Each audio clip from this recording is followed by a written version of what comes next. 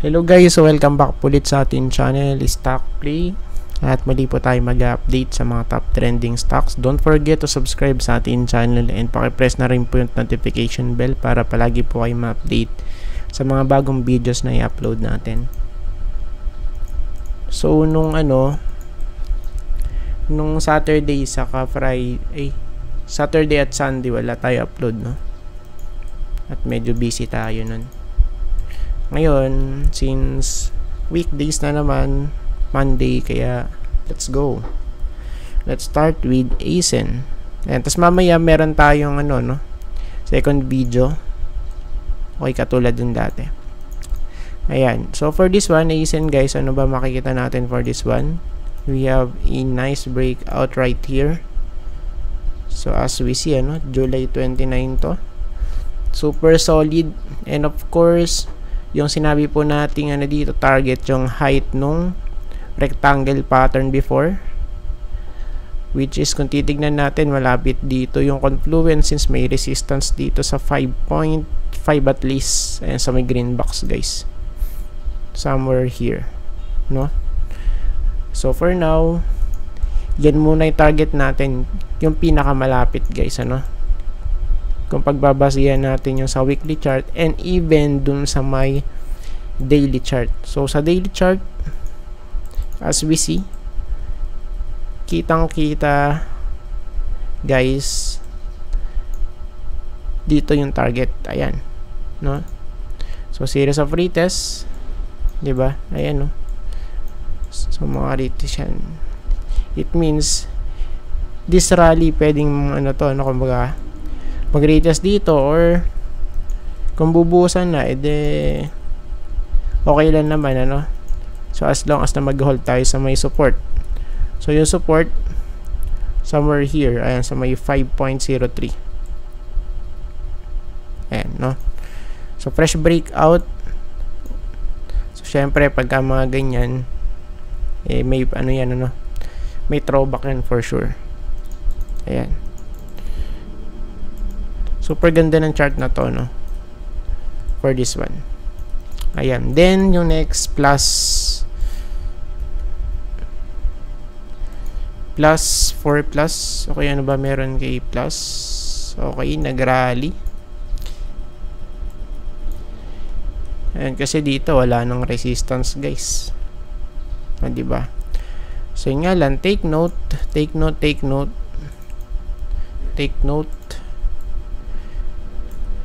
Nasa overbought na tayo, tapos okay, possible kasi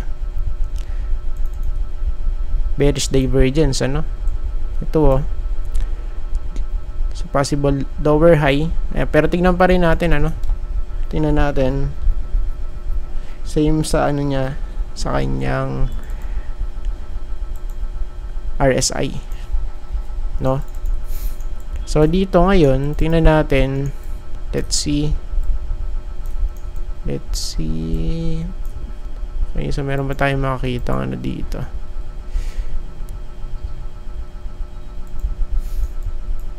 Okay, so parang resistance to guys,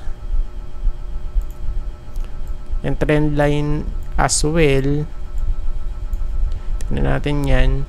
Okay, and of course, ayan, para mas pa natin, mas makita pa natin, ayun, pwedeng ang resistance to guys, tapos sa taas,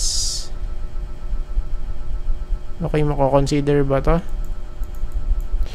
Tingnan natin. Okay, so pwede kasing ganyan, diba? Ayan, so kung wala magiging breakout, course pullback, so pwede tayo mag pullback dito. Ayan, so medyo lang naman yung pattern na to, okay, pataas siya. Ayan, so siya, rising wedge guys. Ayan, so tingnan natin, kasi pagka mga ganito guys, na typical siya, bearish guys, especially pag nakita tayo ng divergence. Ayan. And yung support, of course, so yung support natin same lang before sa 14.73. Ayan. So dito sa may green box guys, no? Next, JGS, check natin. Hindi ata natin na save yung ano yung plus, pero sige, okay lang kasi yung pinaka support naman yung tinitingnan natin dun. Ayan. Then yung sa JGS guys, so for now still possible na bumalik dito sa support. Ayan, 25.7 somewhere here, or mag-create ng lower low. Okay, so may 23 point, or let's say sa 23, ano, sakto dito. Ayan, sa may green box na yan, pasok doon. Okay, so tingnan natin kasi pwede pa rin since still bearish pa naman to guys. So overall pattern and as well yung kanyang structure, lower highs and lower lows, so it means bearish, it means pa downtrend pa rin siya guys. Still no sign of recovery. Ayan, because yung pa din yung pattern niya, pa downtrend pa rin. Ayan, then yung next MRC,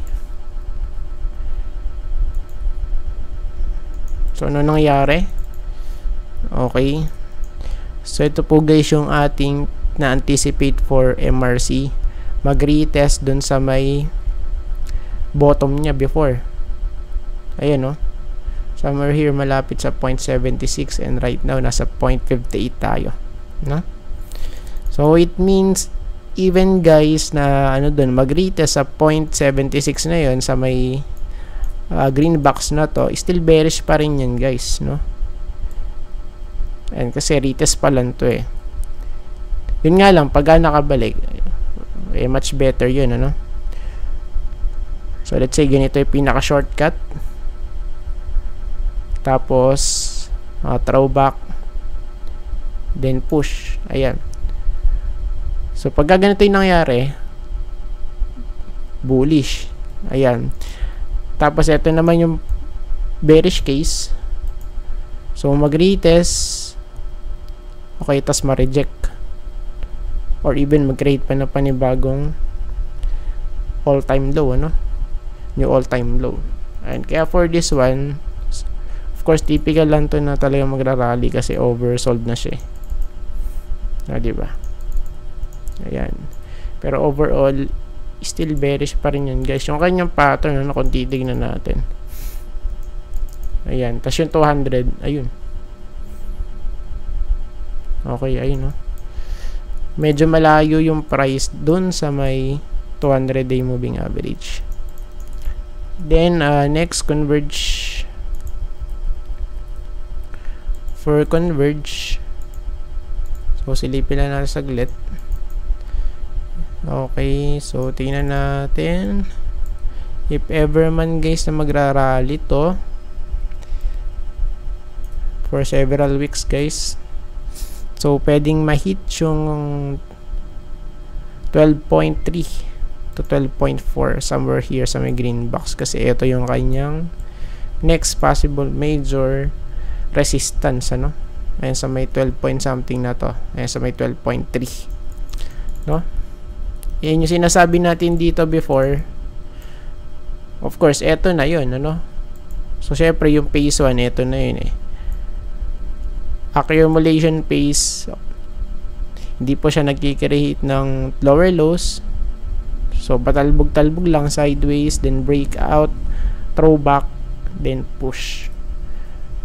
So ito po yung talagang kumbaga pattern ng bullish case. Ayan, so it means this area is a possible na to guys, discovery phase na to yung susunod, or what we call markup phase. Okay, ayan, so medyo maganda talaga yung kanyang pattern right now. And as well, dito rin, ano, kung titignan natin. Ayan. Okay, for me, maganda yung, ano niya, setup. No? Ayan. Tapos yung last, of course, P-Gold. For P-Gold, guys, sa weekly, retest lang to dito sa may resistance natin, 26.6, 26.7. Basta malapit sa may ano na to, green box na to, is still considered as resistance, no, for P-Gold. And kung titignan natin, so ito yung kanya itsura, guys. Ayun, kaya dapat palagi po natin sinecheck yung mga critical and major supports and resistances, no. Ayan, so this is very crucial. Pagka nag-breakout medyo, yes, okay, pwede. Okay, magiging bullish pagka nakapanik, no? So let's say mag-breakout, then pagka nag-throwback at nag-hold, ayun. So magandang sinyalis yun, ano? Ayan, pero for now, it's a 50-50 pa rin to. Since nasa resistance. Retest pa lang to, guys, for P-Gold. Ayan. And I think tapos na po tayo, guys. At maraming salamat po sa panonood. See you po sa next video. Bye-bye and God bless.